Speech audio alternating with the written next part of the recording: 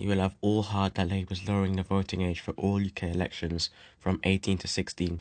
This is a significant electoral reform that delivers on the key pledge from Labour's 2024 manifesto. The voting age is expected to be lowered in time for the next general election, which must be held by August 15, 2029, but it could be called earlier by the Prime Minister. Their argument was that there should be no taxation without representation, as voiced by Prime Minister Keir Starmer himself. He said that if they're old enough to go out to work, they're old enough to pay taxes, so they pay in. And if you think you pay in, you should have the opportunity to say what you want your money spent on, which way the government should go.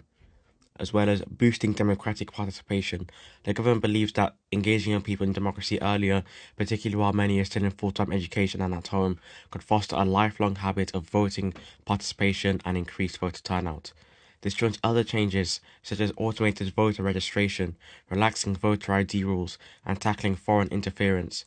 Critics say kids still need more time to be educated, but Labour disagrees.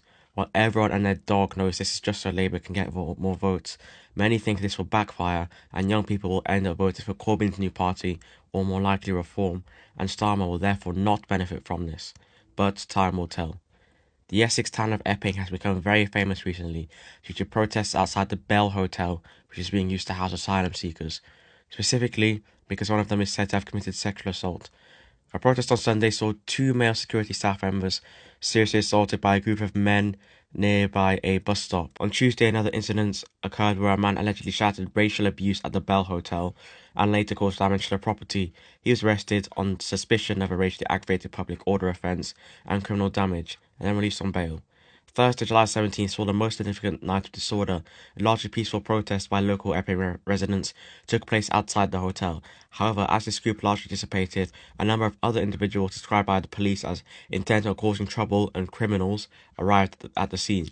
Some of them threw eggs and fireworks at the police. But as I said earlier, this is because of a sexual assault allegation. Hadush Kebaselassie Kebatu allegedly tried to kiss a 14-year-old girl, and the outrage from this crime has led to further concerns about the presence of these hotels and who's being allowed into the UK. This, and what we saw roughly this time last year, is showing us that we could be about to see lots of violence shortly. The BBC and Banning J UK confirmed this week that Masterchef judge John Torode's contract would not be renewed. This decision came after an independent investigation led by the firm Lewis Silkin.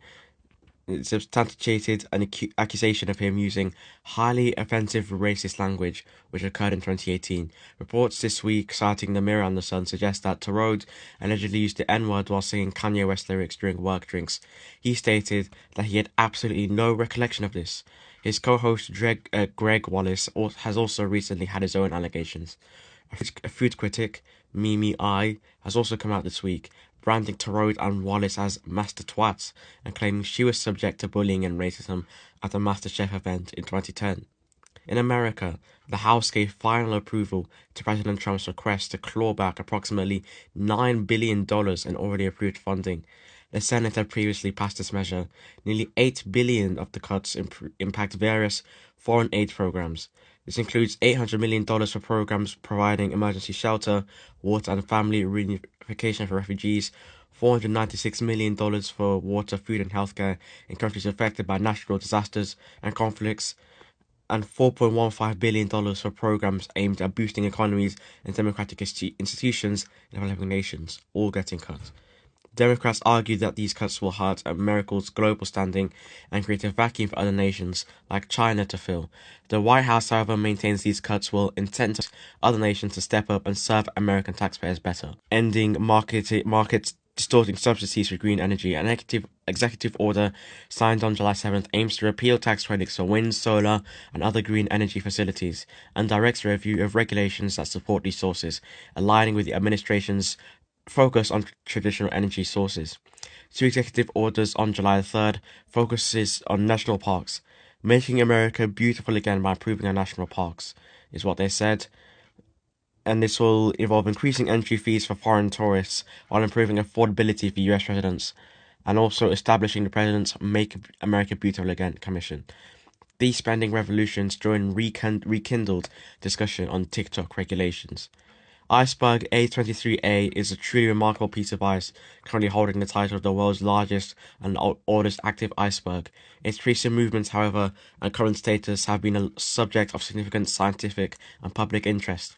Its surface area is approximately 3,100 to 3,900 square kilometers, which is roughly twice the size of Greater London, and it has recently been moving and disintegrating. Scientists anticipate that as the iceberg continues to melt, it will release vast amounts of nutrients like iron and other minerals that have been trapped within the ice for decades.